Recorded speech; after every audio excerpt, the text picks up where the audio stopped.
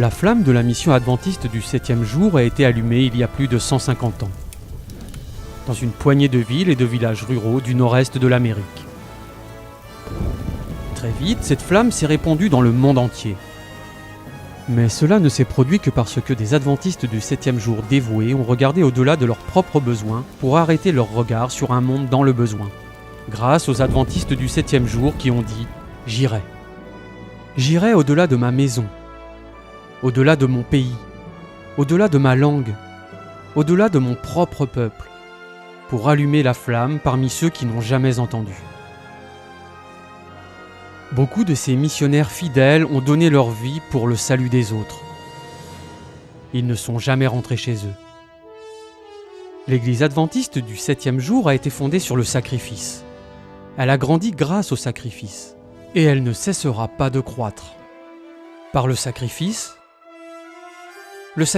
désintéressé de ceux qui croient encore que cet évangile du royaume doit être prêché dans le monde entier, comme un témoignage à toutes les nations. Il y a plus de 30 ans, le Conseil annuel de la Conférence générale a voté un document intitulé « La stratégie mondiale de l'Église adventiste du 7e jour ». Ce document explorait le défi de la mission auquel l'Église est toujours confrontée. Il s'ouvrait sur ces mots. Les chiffres sont durs, implacables. Dépeuplement du monde, 5,3 milliards. Adventistes du 7e jour, plus de 6 millions. Le document décrit une stratégie visant à recentrer la mission de l'Église. Se recentrer sur les territoires non atteints et les groupes de population non atteints. Recentrer les personnes et les fonds. Atteindre les non atteints avec espoir et implanter de nouveaux groupes de croyants sur les nouvelles frontières de la mission.